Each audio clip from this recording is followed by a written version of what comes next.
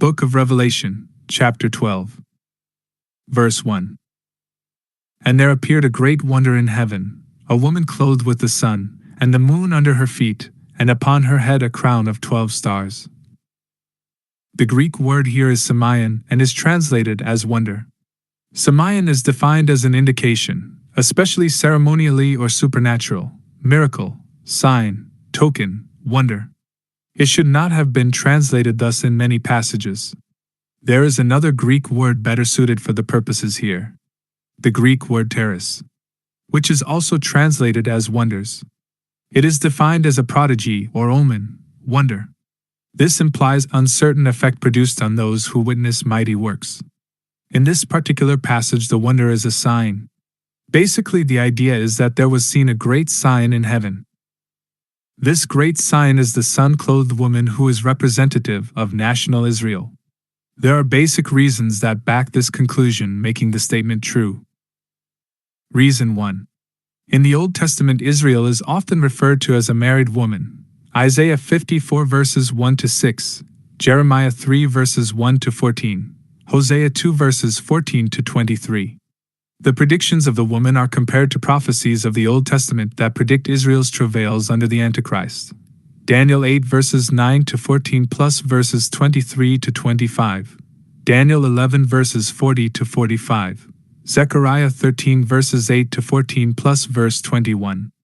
First, we see the bringing forth of the man-child, as seen in Revelation with reference to Daniel 12 verse 1. Second, we see deliverance from the Antichrist and his armies of nations at the end of the tribulation, also seen in Revelation. Reason 2. Israel is the one primarily dealt with in Revelation, not the church. It is the time of Jacob's trouble, Jeremiah 30 verse 7, Daniel 9 verse 24, Daniel 12 verse 1. Reason 3. In New Testament studies, there are three distinct classes covered in the Bible: the church, the Gentiles, the Jews. 1 Corinthians 10 verse 32. When the woman is revealed, at least 3.5 years of the tribulation have passed. At this point, the church is gone via the rapture.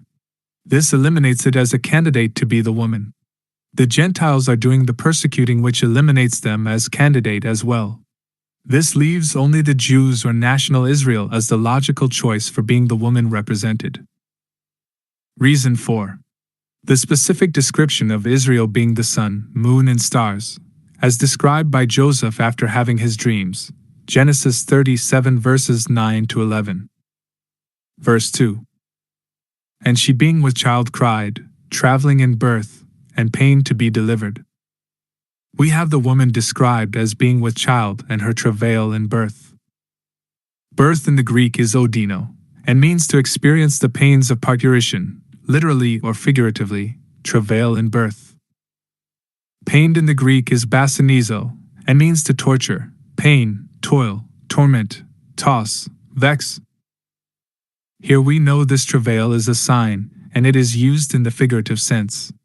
It shows torment as translated in other passages: Revelation 9 verse 5, Revelation 11 verse 10, Revelation 14 verse 10, Revelation 20 verse 10.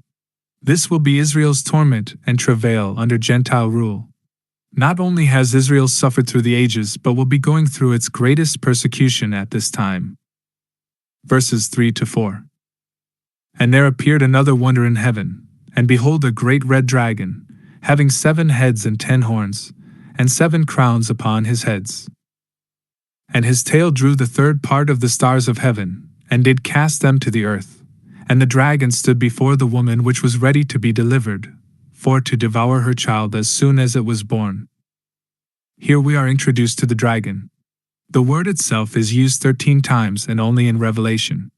This is the first mention of him, and later in verse 9 he is identified as none other than Satan himself.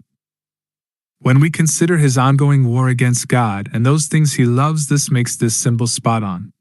In Job 41 and Isaiah 27 verse 1 he is portrayed as Leviathan, which maintains the symbol of his personality as persecutor and adversary of God's loved creation.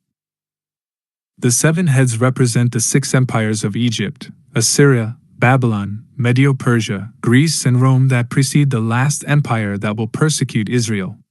The seventh and eighth or final empires will belong to the Antichrist, who will be the last to persecute Israel. The 7 heads are crowned, showing Satan's rule over the kingdoms that have and will persecute Israel.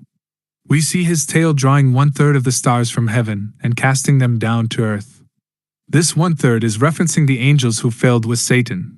Isaiah 14 verses 12 to 14, Ezekiel 28 verses 11 to 17, Luke 10 verse 18.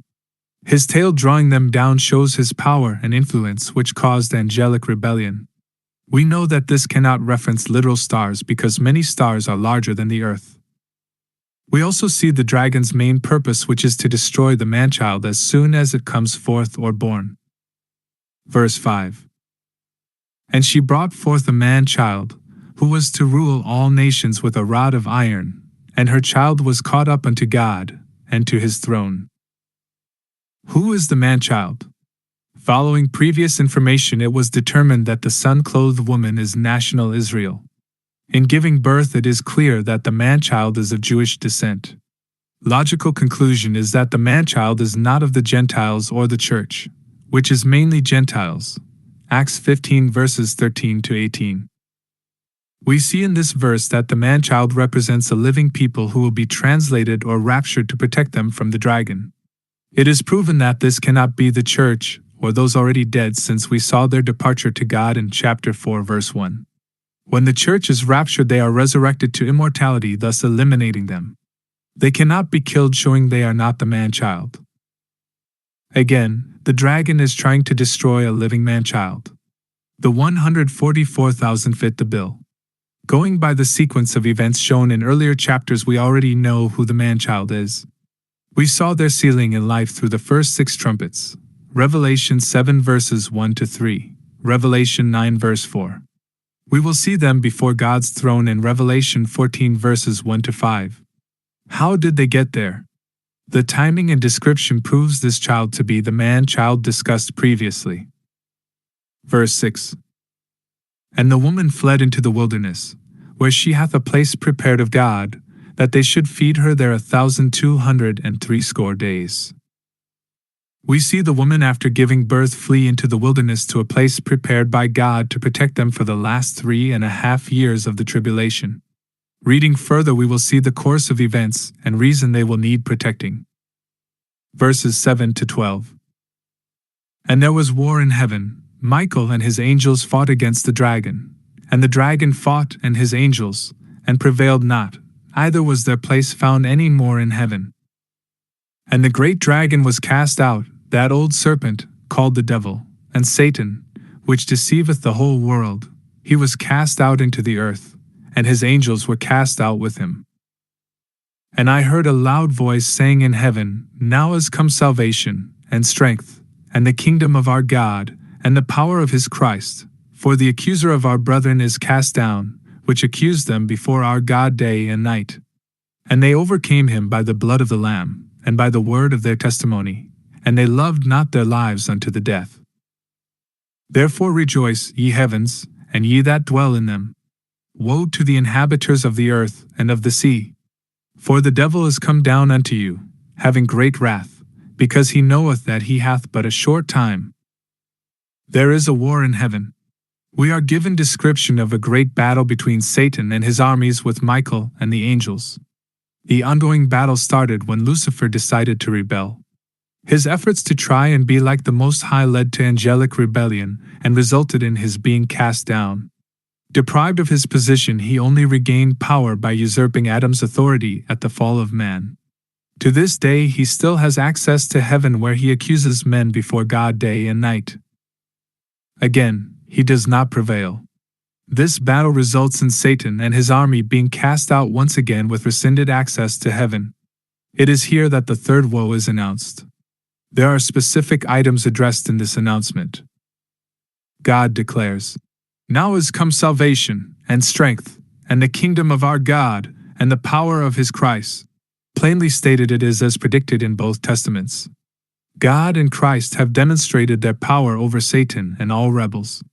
Delay in fulfilling these promises is no longer, and definite action to stop him is finally being fulfilled. Saints can find joy in the fact that the prosecutor of believers is now cast down forever.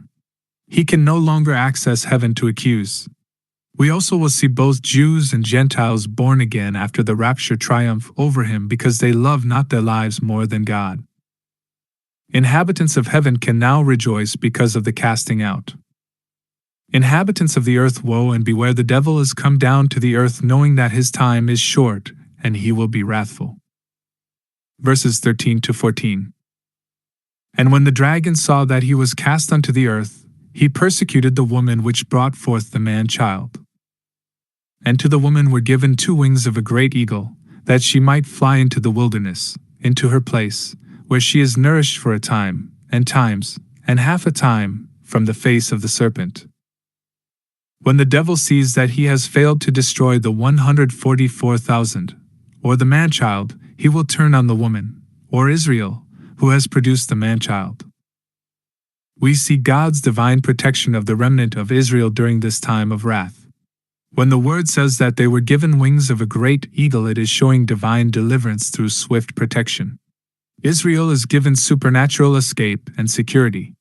This indicates a prepared place of preservation and that God, anticipating the persecution, prepared protection beforehand. During this prophetic period of intense tribulation, we see that Satan's power is real but ultimately limited by God. The doctrine of the remnant refers to Judah and the other tribes of Israel, never to Gentiles or the church. This doctrine teaches that God is obligated to save a remnant of all Israel. He does this in order to preserve their line for the eventual fulfillment of the covenants made with Abraham, Isaac, Jacob, and David. God promised an eternal line to these men and their descendants, Isaiah 1 verse 9, Isaiah 10 verses 20 to 22, Isaiah 11 verse 16, Joel 2 verse 32, Micah 2 verse 12, Micah 5 verses 3 to 9, Zechariah 8 verses 6 to 12, Romans 9 verses 25 to 29. Verses 15 to 16. And the serpent cast out of his mouth water as a flood after the woman, that he might cause her to be carried away of the flood. And the earth helped the woman, and the earth opened her mouth, and swallowed up the flood which the dragon cast out of his mouth. Satan empowers the Antichrist to make war against the woman. We see his armies pursuing her as prophets have predicted. Daniel 9 verses 26 to 27. Daniel 11 verses 21 to 26, Jeremiah 46 verses 7 to 8. The pursuit will end in failure just as it did in ancient times. Numbers 16:29-35. This flood or army will be swallowed in their wickedness. Verse 17. And the dragon was wroth with the woman, and went to make war with the remnant of her seed, which keep the commandments of God, and have the testimony of Jesus Christ.